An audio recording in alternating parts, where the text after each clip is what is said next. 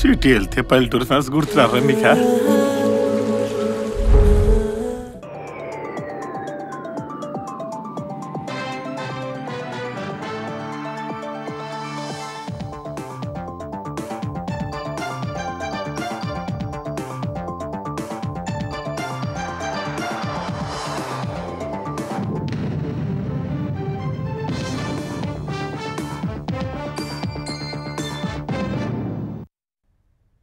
నమస్కారం, ETV news కి స్వాగతం. ముందుగా ముఖ్యాంశాలు. 21వ శతాబ్దం పునరుత్పాదక విద్యుద్దేనన్న ప్రధాని. సౌర ఇంధన విప్లవం సువర్ణాక్షరాలతో లిఖించదగిందని గాంధీనగర్ సదస్సులో ఉద్ఘాటన. శుద్ధ ఇంధన రంగంలో నూతన ఆవిష్కరణని ప్రోత్సహిస్తామన్న చంద్రబాబు. వచ్చే 5 ఏళ్లలో 10 లక్షల కోట్ల పెట్టుబడులే ఏపీ లక్ష్యమని వెల్లడి. తెలంగాణలో 2035 నాటికి 40,000 మెగావాట్ల గ్రీన్ పవర్ ఉత్పత్తే లక్ష్యమన్న భట్టి. సమగ్ర ఇంధన విధానాన్ని అభివృద్ధి చేస్తున్నట్టు స్పష్టీకరణ. తెలంగాణలో వేర్వేరుగా రేషన్, హెల్త్ కార్డుల జారీ. ఈ నెలాఖరు నాటికి విధి విధానాలు ఖరారు. అక్టోబర్లో దరఖాస్తుల స్వీకరణ ప్రక్రియ. సచివాలయం ఎదుట రాజీవ్ విగ్రహావిష్కరణ. అన్ని విధాల అర్హులన్న సీఎం. తెలంగాణ తల్లి మూర్తి పెట్టాలనుకున్న చోటే ఎందుకని బీఆర్ఎస్ ప్రశ్న. అమరావతిలో వరద సమస్యలు లేకుండా పటిష్ట చర్యలు. 3 కాల్వలను డిజైన్ చేసినట్లు నారాయణ వెల్లడి. వదంతులు నమ్మొద్దని సూచన. ఆసియా ఛాంపియన్స్ హాకీలో 6సారి ఫైనల్ చేరిన భారత్. సెమీస్ లో దక్షిణ కొరియాపై 4-1 గోల్స్ తో జయభేరి. రేపు చైనాతో తుది పోరు.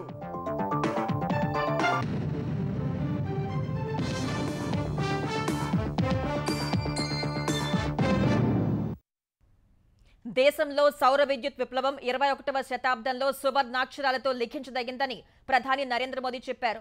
భారత్కున్న వైవిధ్యం, స్థాయి, సామర్థ్యం విశిష్టమైనవని చెప్పిన ప్రధాని ఈ శతాబ్దం భారత్దేనని యావత్ ప్రపంచం విశ్వసిస్తోందని పేర్కొన్నారు. తమ ప్రభుత్వం 3వ విడత పాలనలో మొదటి 100 రోజుల్లోనే అన్ని రంగాల్లో స్పష్టమైన పురోగతి సాధించేందుకు కృషి చేసినట్లు గుజరాత్లో రీఇన్వెస్ట్ సదస్సులో వివరించారు.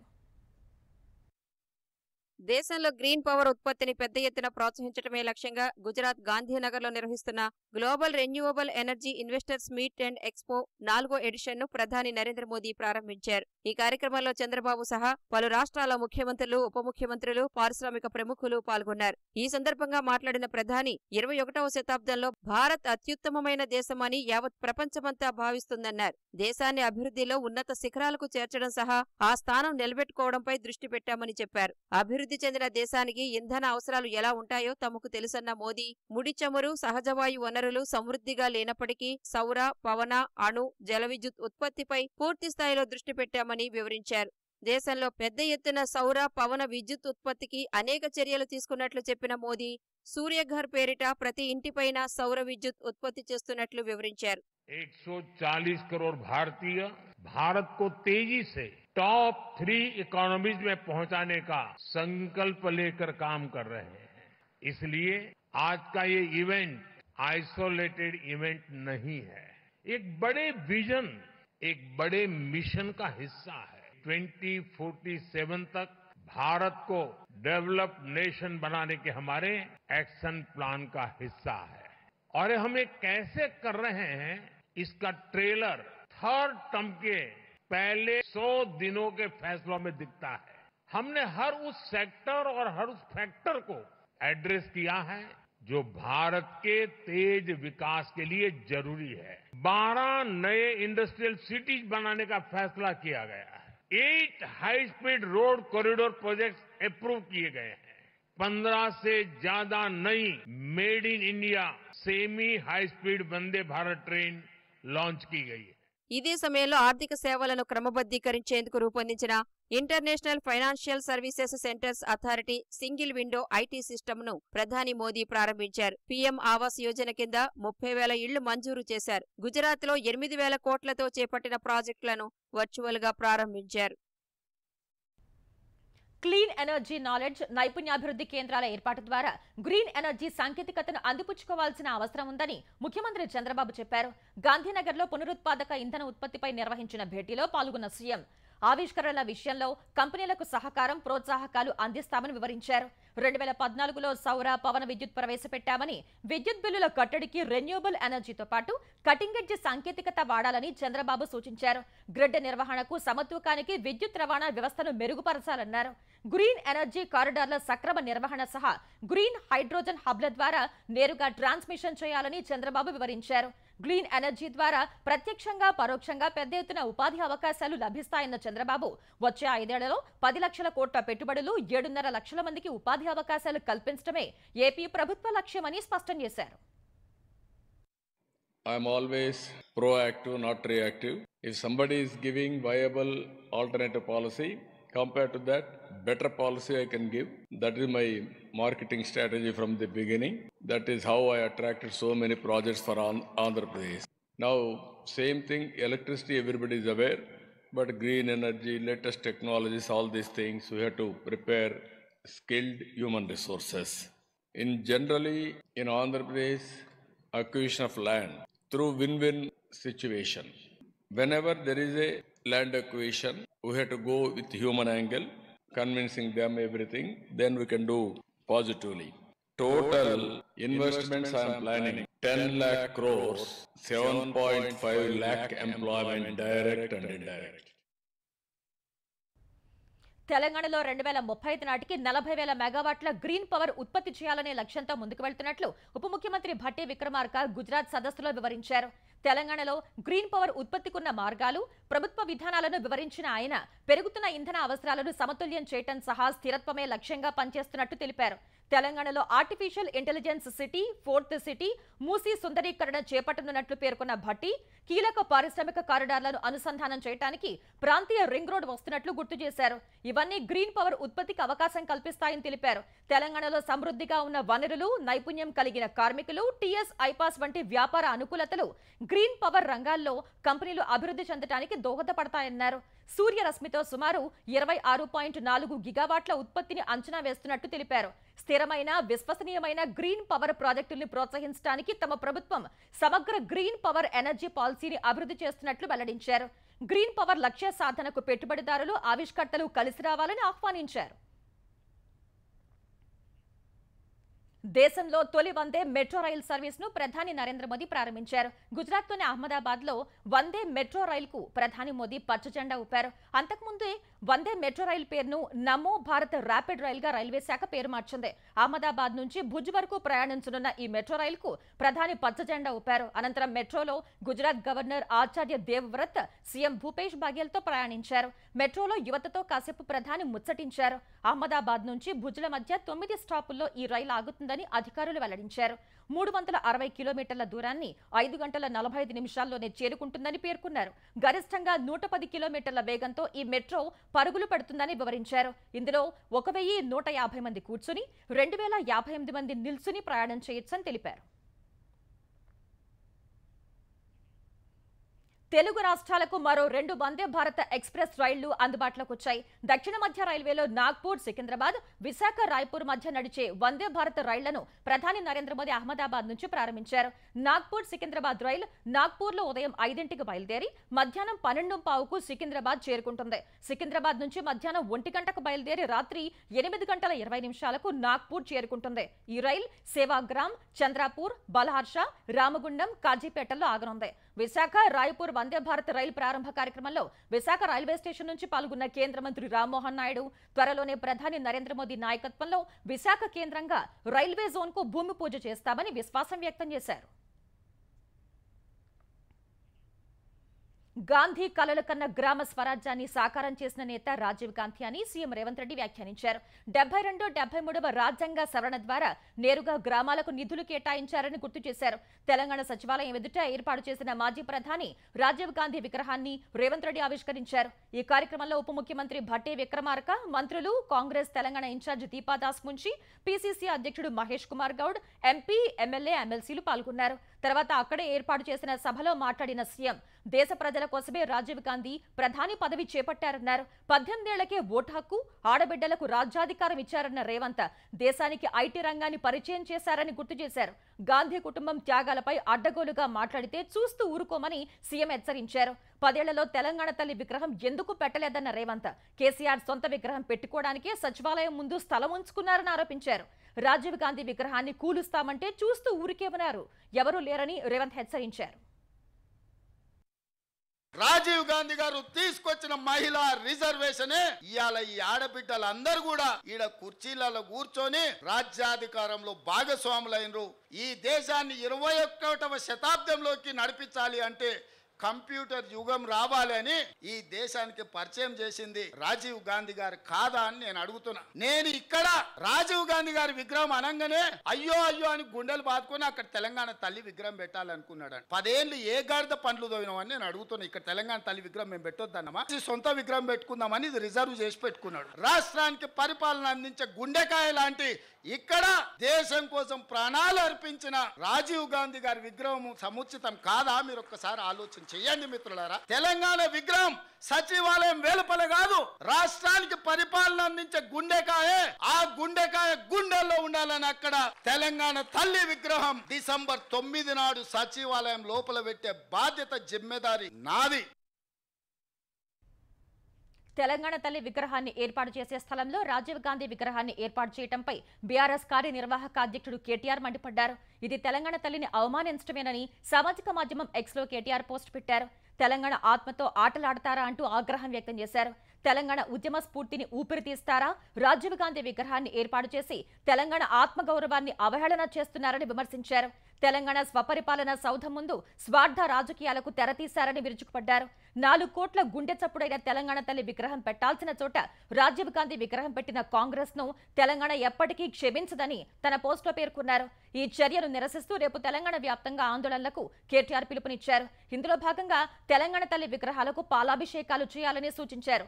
రాజీవ్ గాంధీ విగ్రహాన్ని పెట్టుకోవాలని కాంగ్రెస్ ప్రభుత్వం అనుకుంటే తమకు అభ్యంతరం లేదని, తెలంగాణ తల్లి విగ్రహం పెట్టాల్సిన స్థలంలోనే ఏర్పాటు చేయటాన్ని తాము వ్యతిరేకిస్తున్నామని కేటీఆర్ అన్నారు. తెలంగాణలో దారిద్ర్య రేఖకు దిగువన ఉన్న కుటుంబాలకు రేషన్ కార్డు, హెల్త్ కార్డులు విడివిడిగా మంజూరు చేస్తామని పౌర సరఫరాల శాఖ మంత్రి ఉత్తమ్ కుమార్ రెడ్డి ప్రకటించారు. హైదరాబాద్లోని జలసౌధలో మంత్రి పొంగులేటి శ్రీనివాస్ రెడ్డితో కలిసి మంత్రివర్గ ఉపసంఘం సమావేశాన్ని ఉత్తమ్ నిర్వహించారు. అక్టోబర్ నెలలో కొత్త రేషన్ కార్డులకు లబ్ధిదారుల నుంచి దరఖాస్తులు స్వీకరిస్తామని తెలిపారు. రేషన్ కార్డు, హెల్త్ కార్డుల జారీ చేసేందుకు అవసరమైన ప్రక్రియను ఈ నెలాఖరున పూర్తి చేస్తామని ఉత్తమ్ చెప్పారు. తెల్ల రేషన్ కార్డులకు ఎవరు అర్హులు అనే విషయాన్ని తర్వాతి భేటీలో నిర్ణయిస్తామని మంత్రి పొంగులేటి శ్రీనివాస్ రెడ్డి ప్రకటించారు. ఈ 2 కార్డుల జారీ ప్రక్రియ ఎలా ఉండాలి అనే అంశంపై అన్ని పార్టీల ఎమ్మెల్యే, ఎంపీల సలహాలు, సూచనలు తీసుకున్నామని పొంగులేటి చెప్పారు.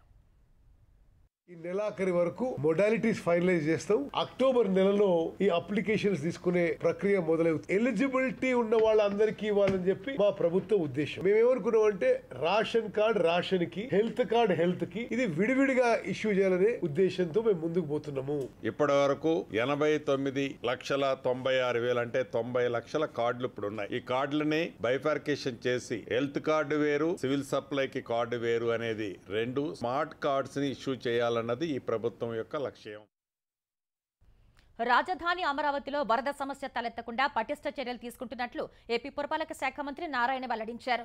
అమరావతి నిర్మాణంలో భాగంగా 3 కాల్వలు కొండవీటి వాగు, పాలవాగు, గ్రావిటీ కెనాల్ను డిజైన్ చేసినట్లు చెప్పారు. వచ్చే వర్షాకాలానికి 3 కాల్వల్ని పూర్తి చేసేందుకు ఏడీసీ చైర్మన్ అధికారులతో చర్చించి నిర్ణయించినట్లు మంత్రి తెలిపారు. ఉండవల్లి, వైకుంఠపురం వద్ద పంపింగ్ స్టేషన్లు ప్లాన్ చేసినట్లు చెప్పారు. ఇవన్నీ పూర్తయితే అమరావతి రాజధానిలో వరద సమస్య ఉండదని నారాయణ పేర్కొన్నారు. ఎంత వరద వచ్చినా కెనాల్లోకి వెళ్లే విధంగా ఉంటుందన్న మంత్రి అమరావతిలో 6 రిజర్వాయర్లు ఏర్పాటు చేయాలని తలపెట్టినట్లు వెల్లడించారు. రాజధానిపై వైసీపీ తప్పుడు ప్రచారాలను ఎవరూ నమ్మాల్సిన అవసరం లేదని నారాయణ స్పష్టం చేశారు. ఏదైతే కెనాల్స్ యొక్క వెడల్పు, డెప్త్ డిజైన్ చేసామో, ఎంత రెయిన్ వచ్చినా 100 సంవత్సరాల హిస్టరీ తీసుకున్నాం, ఆ వచ్చిన వాటర్ అంతా ఈ తవ్విన కెనాల్స్ లోనే స్టోర్ అయిపోతుంది. ఒకవేళ కెనాల్స్ లో కంటే ఎక్కువ వస్తే రిజర్వాయర్ లో స్టోరేజ్ ప్లాన్ చేసాం. గత 5 సంవత్సరాల్లో ఏదైతే వైసీపీ నాయకులు ప్రచారం చేశారో ఆ ప్రచారాలు ఎవ్వరూ నమ్మని అవసరం లేదు. బండ తెగిపోయి 3 దగ్గరల విజయవాడకి ముంచెత్తిన అమరావతి రాజధానికి ఎటువంటి ఇబ్బంది లేదు. 11.43 లక్షల క్యూసెక్లు వచ్చినా ఎటువంటి ఇబ్బంది జరిగింది. అమరావతిలో నిర్మించే 365 కిలోమీటర్ల పొడవైన రహదారులకు డిసెంబర్లో టెండర్లు పిలుస్తామని ఆంధ్రప్రదేశ్ పురపాలక శాఖ మంత్రి నారాయణ తెలిపారు. గుంటూరు జిల్లా మందడంలో నెల్లూరు వాసులు ఏర్పాటు చేసిన హోటల్ను ఆయన ప్రారంభించారు. 2014 నుంచి 2019 మధ్య అమరావతిలో జరిగిన అభివృద్ధి పనుల్లో నిత్యం 30,000 మంది పాల్గొన్నారని, మళ్లీ అలాంటి పూర్వ వైభవం కూటమి ప్రభుత్వం తీసుకొస్తుందన్నారు. రాజధానిలో శాశ్వత సచివాలయం కోసం గత తెలుగుదేశం హయాంలో నిర్మించిన పునాదులు బలంగానే ఉన్నట్లు ఐఐటి నిపుణులు నివేదికలు ఇచ్చారని నారాయణ వెల్లడించారు. అయితే గత ప్రభుత్వం వీటిలన్నింటినీ అమరావతిని నాశనం చేసి మూడు ముక్కలు ఆటాడి పూర్తిగా స్పాయిల్ చేసింది. అయితే ఈ ప్రభుత్వం రాగానే ముఖ్యమంత్రి గారు దిశానిర్దేశాలు ఇచ్చారు. దాని ప్రకారం ముందుకు పోతున్నాం. బహుశా డిసెంబర్ ఎండింగ్ లోపలే అన్నిటికీ టెండర్లు 360 కిలోమీటర్లు ట్రంక్ రోడ్స్ ఏదైతే మేజర్ రోడ్స్ ఉన్నాయో, అదేవిధంగా బిల్డింగ్స్ ఐఐటి వాళ్ళు క్లియర్గా ఇచ్చారు. వర్షాల వల్ల ఎటువంటి దెబ్బతం లేదు. ఈ యొక్క అసెంబ్లీ కానీ సెక్రటరియట్ కానీ 5 టవర్స్ కానీ త్వరలో స్టార్ట్ చేస్తాం. అమరావతి రాజధానికి భూములు ఇచ్చిన రైతులకు ప్రభుత్వం కౌలు డబ్బులు విడుదల చేసింది. రాజధాని భూ సమీకరణ పథకం కింద భూములు ఇచ్చిన రైతులకు 9వ వార్షిక కౌలును సిఆర్డీఏ విడుదల చేసింది. ఇందుకు అమరావతి ఐకాస కూటమి ప్రభుత్వానికి కృతజ్ఞతలు తెలిపింది. మెట్ట రైతులకు ఎకరాకు 54,000, జరీబు రైతులకు ఎకరానికి 95,000 చొప్పున విడుదల చేసినట్లు ఐకాస నేతలు తెలిపారు. గత ప్రభుత్వం వార్షిక కౌలు చెల్లించకుండా ఇబ్బంది పెట్టిందని, కూటమి ప్రభుత్వం అధికారంలోకి వచ్చిన 100 రోజుల్లోపే డబ్బులిచ్చినందుకు ఆనందంగా ఉందంటూ సీఎంకు ధన్యవాదాలు తెలిపారు. ఆంధ్రప్రదేశ్లో 5 ఏళ్లుగా రాజకీయ పునరావాస కేంద్రాలుగా మారిన యూనివర్సిటీలను సమూలంగా ప్రక్షాళన చేయనున్నట్లు ఏపీ విద్యాశాఖ మంత్రి నారా లోకేష్ వెల్లడించారు. ఇందులో భాగంగా రాజకీయాలకు అతీతంగా విద్యారంగ నిపుణుల్ని ఉప కులపతుల పదవుల్లో నియమించేందుకు నోటిఫికేషన్ ఇచ్చినట్టు తెలిపారు. పరిశోధనపై దృష్టి సారించి ర్యాంకింగ్స్ మెరుగుపరచడమే తమ ప్రభుత్వ లక్ష్యమని స్పష్టం చేశారు. ఏపీలోని వర్సిటీలను జాతీయ అంతర్జాతీయ స్థాయి విద్యా సంస్థలకు ధీటుగా తీర్చిదిద్దాలి అన్న సంకల్పం కలిగిన ఆచార్యుల నుంచి దరఖాస్తులు ఆహ్వానిస్తున్నట్లు చెప్పారు. ఈ నెల 28 లోపు దరఖాస్తు చేసుకోవాలని తెలిపారు. ఆంధ్రప్రదేశ్లో ఈ ఏడాది ఆగస్టు 23న జరిగిన గ్రామ సభలు రికార్డు సృష్టించాయి. ఒకే రోజు 13,326 గ్రామ పంచాయతీలో గ్రామ సభలు నిర్వహించగా వాటిని వరల్డ్ రికార్డ్స్ యూనియన్ గుర్తించింది. ఇందుకు సంబంధించిన రికార్డ్ పథకాన్ని యూనియన్ ప్రతినిధులు ఉప ముఖ్యమంత్రి పవన్ కళ్యాణ్ కు అందజేశారు. ఈ ఉదయం హైదరాబాద్ లో పవన్ కళ్యాణ్ ను కలిసిన world records union official records manager Christopher Taylor ప్రజల భాగస్వామ్యంతో ఒకే రోజు అన్ని సభలు నిర్వహించడం అతిపెద్ద గ్రామ పాలనగా గుర్తిస్తున్నట్లు తెలిపారు. ఆంధ్రప్రదేశ్లో వరద బాధితుల్ని ఆదుకునేందుకు విరాళాలు అందుతూనే ఉన్నాయి. Moltek packaging limited vice president Adivishnu Sandeep వరద బాధితుల సహాయార్థం 25 లక్షల రూపాయలకు చెక్కును మంత్రి లోకేష్ కు అందజేశారు. వరద బాధితుల కోసం పెద్ద ఎత్తున స్పందిస్తున్న పారిశ్రామికవేత్తలకు లోకేష్ కృతజ్ఞతలు తెలిపారు. తెలంగాణలో వరద బాధితులను ఆదుకునేందుకు ముఖ్యమంత్రి సహాయ నిధికి మరికొందరు ప్రముఖులు విరాళాలు ఇచ్చారు. అమర్ రాజా గ్రూప్ తరపున మాజీ మంత్రి గల్లా అరుణకుమారి సీఎం సహాయ నిధికి ₹1 కోటి విరాళాన్ని అందజేశారు. ఈ మేరకు సీఎం రేవంత్ రెడ్డిని కలిసి చెక్కును ఇచ్చారు. మెగాస్టార్ చిరంజీవి సీఎం సహాయ నిధికి ప్రకటించిన 50 లక్షల రూపాయలకు చెక్కును ఇవాళ రేవంత్ రెడ్డిని కలిసి అందజేశారు. సినీ నటుడు తన కుమారుడు రామ్ చరణ్ తరపున మరో 50 లక్షల రూపాయలకు చెక్కును సీఎం రేవంత్ రెడ్డికి అందజేశారు.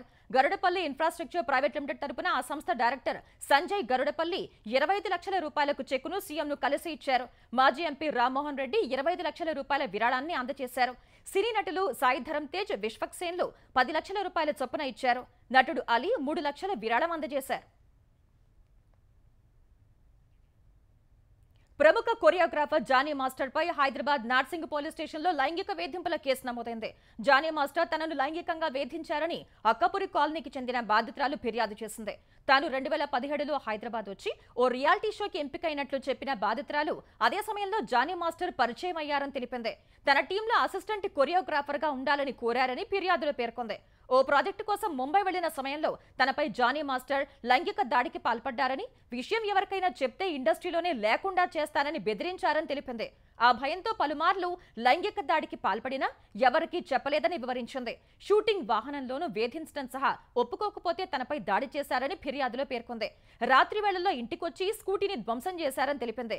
తర్వాత టీం నుంచి బయటకు వచ్చి వ్యక్తిగతంగా పనిచేసుకుంటూ ఉంటే భార్యతో కలిసి ఇంటికొచ్చి తనపై దాడి చేశారని తెలిపింది. తనకు అవకాశాలు లేకుండా చేశారని జానీ మాస్టర్ నుంచి ప్రాణహాని ఉందని ఫిర్యాదులో పేర్కొంది. పోలీసులు జానీ మాస్టర్ పై పలు సెక్షన్ల కింద కేసు నమోదు చేసి దర్యాప్తు చేస్తున్నారు. ఈ కేసులను దృష్టిలో పెట్టుకుని జనసేన పార్టీ కార్యక్రమాలకు దూరంగా ఉండాలని జానీ మాస్టర్ను ఆదేశించింది. జంట నగరాల్లో గణేష్ నిమజ్జనోత్సవానికి సర్వం సిద్ధమైంది. 11 రోజుల పాటు విశేష పూజలు అందుకున్న గణనాథులు గంగమ్మ ఉడికి చేరనుండగా వివిధ ప్రాంతాల్లో పటిష్ట ఏర్పాటు చేశారు. బాలాపూర్ నుంచి ఎన్టీఆర్ మార్గ్ వరకు శోభాయాత్రలు, ఊరేగింపులు జరగనుండగా పోలీసులు అన్ని ఏర్పాట్లు చేశారు. శోభాయాత్ర జరిగే మార్గాల్లో ఎలాంటి అవాంఛనీయ ఘటనలు జరగకుండా 25,000 మంది పోలీసులు మోహరించనున్నారు. కేవలం హుస్సేన్ సాగర్ చుట్టూ 3,000 మంది పోలీసులతో బందోబస్తు ఏర్పాటు చేశారు. ఈ ఏడాది హుస్సేన్ సాగర్ కు 25,000 నుంచి 30,000 విగ్రహాలు తరలి వస్తాయని అంచనా వేసిన అధికారులు ఇప్పటికే 30% విగ్రహాల నిమజ్జనం పూర్తి కాగా మిగతా వాటి కోసం ప్రత్యేక ఏర్పాట్లు చేశారు. ఖైరతాబాద్ మహాశక్తి గణపతి నిమజ్జనం రేపు మధ్యాహ్నం 1:30 పూర్తవుతుందని అంచనా వేస్తున్నారు. రేపు సాయంత్రం 4 గంటలకు బాలాపూర్ వినాయకుడు చేరుకుంటారని చెబుతున్నారు. నిమజ్జనోత్సవం దృష్ట్యా రేపు ఉదయం 6 గంటల నుంచి ఎల్లుండి రాత్రి 11 గంటల వరకు నగరంలోకి భారీ వాహనాలకు అనుమతి నిరాకరించారు. ప్రైవేటు ట్రావెల్స్ బస్సులకు కూడా అనుమతి నిరాకరించారు. మొత్తం 64 ప్రాంతాల్లో ట్రాఫిక్ ను మళ్లించారు. ముఖ్యమంత్రి రేవంత్ రెడ్డి నిమజ్జనోత్సవ ఏర్పాట్లపై సమీక్ష నిర్వహించారు. నిమజ్జన ప్రక్రియను సజావుగా పూర్తి చేయాలని సూచించారు. అమెరికా మాజీ అధ్యక్షుడు డొనాల్డ్ ట్రంప్ పై మరోసారి హత్యాయత్నం జరిగిందన్న అనుమానాలు అగ్రరాజ్యంలో కలకలం రేపుతున్నాయి. ఫ్లోరిడాలోని వెస్ట్ పామ్ బీచ్ గోల్ఫ్ కోర్టులో గోల్ఫ్ ఆడుతుండగా జరిగిన ఈ ఘటనపై స్పందించిన ట్రంప్ తాను సురక్షితంగానే ఉన్నట్టు తెలిపారు. వచ్చే ఎన్నికల్లో ఏ శక్తి తనను అడ్డుకోలేదని, ఎవరూ తనను ఆపలేరని స్పష్టం చేశారు. అటు కాల్పుల ఘటనపై స్పందించిన అధ్యక్షుడు జో బైడెన్ హత్యాయత్నానికి పాల్పడేందుకు సిద్ధమైన అనుమానితుడు భద్రతా సిబ్బంది అదుపులో ఉన్నట్టు తెలిపారు. ఈ ఘటనపై సమగ్ర విచారణకు ఆదేశించానన్న బైడెన్ ట్రంప్నకు కట్టుదిట్టమైన భద్రత కల్పించాలని సూచించినట్టు తెలిపారు. అమెరికాలో రాజకీయ హింసకు చోటు లేదన్నారు. అటు స్పేస్ ఎక్స్ అధినేత ఎలాన్ మస్క్ మాత్రం బైడెన్, కమలా హారిస్ ను హత్య చేసేందుకు ఎవరూ ప్రయత్నించడం లేదనే సందేహంతో ఓ పోస్ట్ పెట్టారు. మరోవైపు ట్రంప్ గోల్ఫ్ ఆడుతుండగా అక్కడకు సమీపంలోనే తుపాకీతో సంచరించిన వ్యక్తిని 58 ఏళ్ల ర్యాన్ రౌత్ గా గుర్తించారు. అతడిపై సీక్రెట్ సర్వీస్ ఏజెంట్లు కాల్పులు జరపగా అతడు ఎస్యూవీలో పారిపోయాడు. అతన్ని పోలీసులు వెంబడించి పట్టుకుని AK-47 మోడల్ తుపాకీ స్వాధీనం చేసుకున్నారు. ఈ ఘటనపై విచారణ చేపట్టిన FBI ర్యాన్ రౌత్ నార్త్ కరోలినాకి చెందినవాడిగా గుర్తించింది. అతడికి యుద్ధం చేయాలనే కోరిక బలంగా ఉండేదని FBI గుర్తించింది. ప్రధాని నరేంద్ర మోదీ పుట్టినరోజును పురస్కరించుకుని 800 కేజీల తృణధాన్యాలతో ఆయన చిత్రాన్ని రూపొందించిన ఓ చిన్నారి సరికొత్త ప్రపంచ రికార్డు సృష్టించింది. చెన్నైలోని ఓ ప్రైవేట్ పాఠశాలలో 8వ తరగతి చదివే 13 ఏళ్ల ప్రెస్లీ షకీనా సెప్టెంబర్ 17న ప్రధాని మోదీ పుట్టినరోజు వేళ తృణధాన్యాలతో ఆయన చిత్రాన్ని రూపొందించింది. అందుకు 600 చదరపు అడుగుల విస్తీర్ణంలో మోదీ భారీ చిత్రాన్ని గీసింది. ఆ చిత్రాన్ని 800 కేజీల తృణధాన్యాలతో సుమారు 12 గంటలు శ్రమించి అలంకరించింది. ప్రపంచంలోనే తృణధాన్యాలతో రూపొందించిన అతిపెద్ద చిత్రాన్ని తీర్చిదిద్దడంతో ఆ చిన్నారి యూనికో వరల్డ్ రికార్డులో చోటు సంపాదించింది. వరల్డ్ రికార్డ్ అధికారులు ప్రెస్లీ షకీనాకు ధ్రువపత్రాలను, మెడల్ను బహూకరించారు. ఆసియా ఛాంపియన్స్ హాకీ ట్రోఫీలో భారత జట్టు ఫైనల్ కు దూసుకెళ్లింది. సెమీఫైనల్లో దక్షిణ కొరియాపై 4-1 తేడాతో భారత్ జయభేరి మోగించింది. గ్రూప్ స్టేజ్ లో ఆడిన 5 మ్యాచ్ల్లో విజయం సాధించిన భారత జట్టు సెమీస్లోనూ ప్రత్యర్థిపై ఆధిపత్యం ప్రదర్శించింది. భారత్ తరపున కెప్టెన్ హర్మన్ ప్రీత్ సింగ్ 2 గోల్స్ చేయగా ఉత్తమ్ సింగ్, జర్మన్ ప్రీత్ సింగ్ చెరో గోల్ చేశారు. దక్షిణ కొరియాకు తరపున ఏకైక గోల్ ను జిహున్ యంగ్ చేశాడు. ఈ విజయంతో ఆసియా ఛాంపియన్స్ హాకీ ట్రోఫీలో భారత్ 6సారి ఫైనల్ కు చేరింది. 4 సార్లు విజేతగా నిలిచింది. అంతకుముందు జరిగిన తొలి సెమీస్ లో పాకిస్తాన్ కు ఆతిథ్య చైనా గట్టి షాక్ ఇచ్చింది. తొలుత మ్యాచ్ 1-1 గోల్స్ తో టై కాగా షూట్అవుట్ నిర్వహించారు. షూట్అవుట్ లో 2-0 గోల్స్ తేడాతో పాక్ ను ఓడించిన చైనా తొలిసారి ఫైనల్ కు చేరింది. రేపు జరిగే తుది పోరులో భారత్, చైనా అమీతుమీ తేల్చుకోనున్నాయి.